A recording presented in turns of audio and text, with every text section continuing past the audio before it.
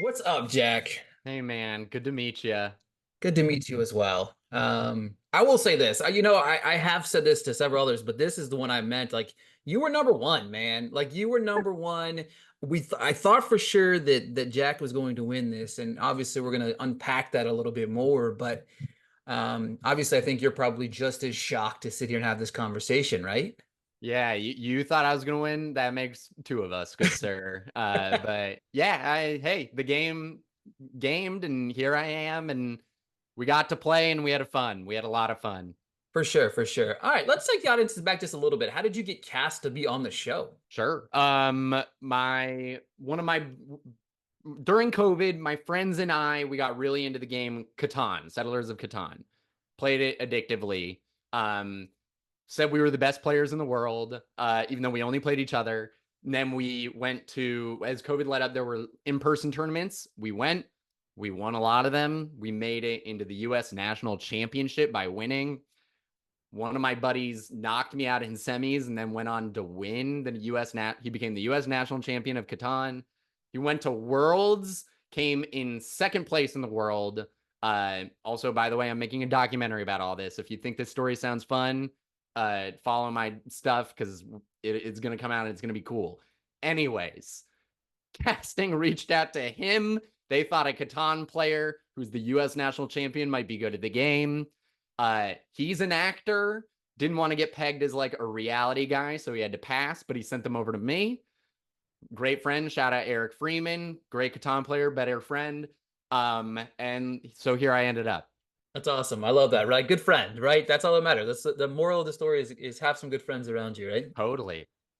I think one of the things that I like, obviously, about the show is you're playing two different games, right? And Yeah. that's the best part about this, and that's the most unique part of this experience. But once you get into that first kind of anonymous mode chat, and it's like super aggressive, did that kind of change or maybe alter your current, like your original strategy going into the game?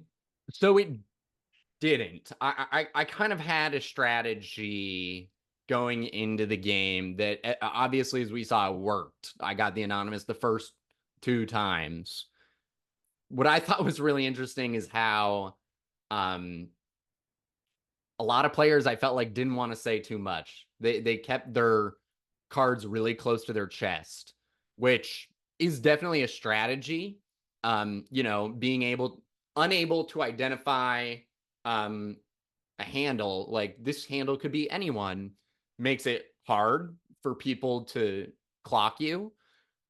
The strategy I rolled with was I'm not going to let it be anyone. I'm going to make sure that people think it's a few other people. Um, and so I think as we saw, that strategy ended up being pretty successful, mixed with putting someone at risk who other people wouldn't necessarily expect you to do. So I kind of rolled with that strategy, and obviously I had success right off the bat. So while other people might be sitting there being like, I don't know what's going on. I got to really change things up. I was sitting there being like, I guess I got to just do exactly this, change nothing. I eliminated Sydney because I thought she put me at risk. She was wizard.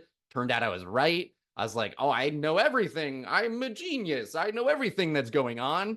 And then immediately I then don't know the next like four people's handles who got eliminated. I had them entirely wrong.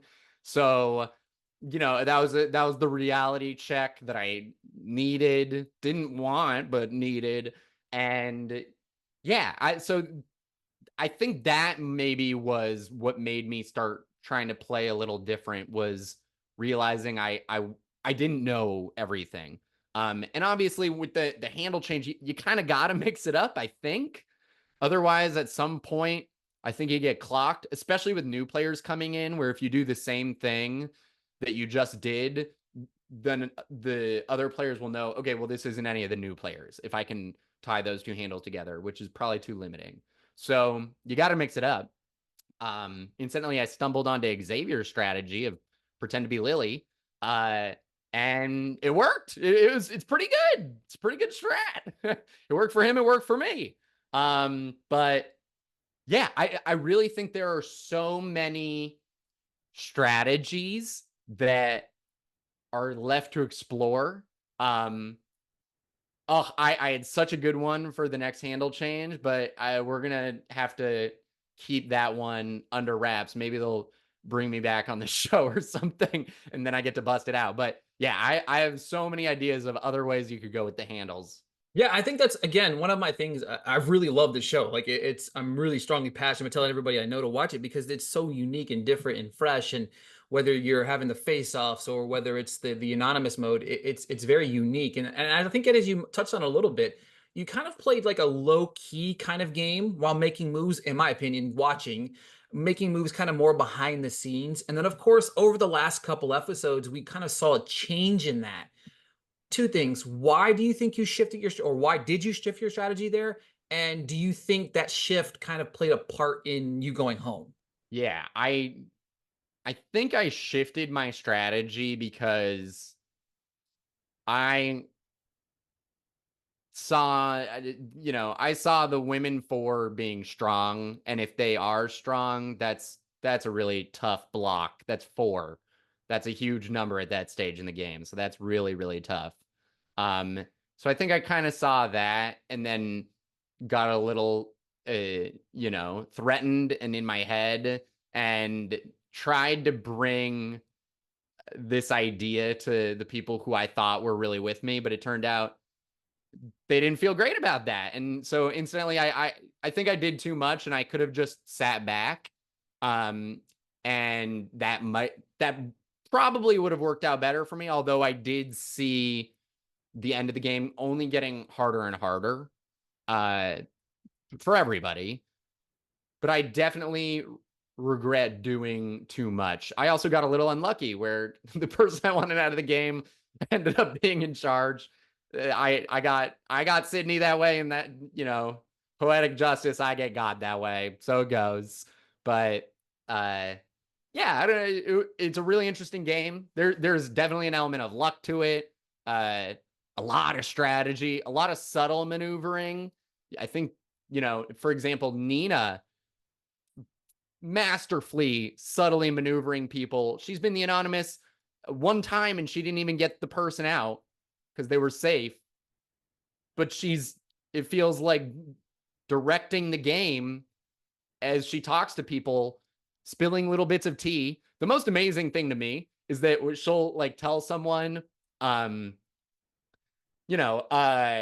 so and so said this. And then that person will go say to somebody else, that person said this, but they'll never say Nina said.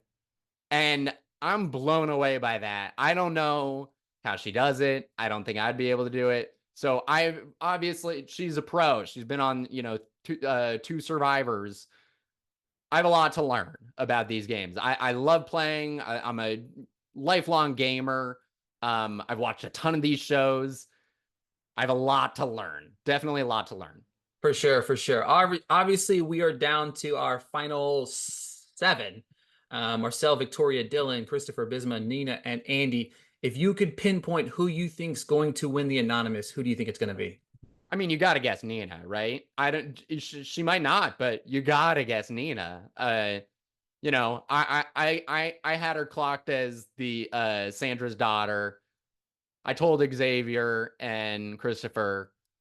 It doesn't seem like Christopher that's on his mind at all. So now nobody knows. So I think she's looking really, really well positioned to potentially win.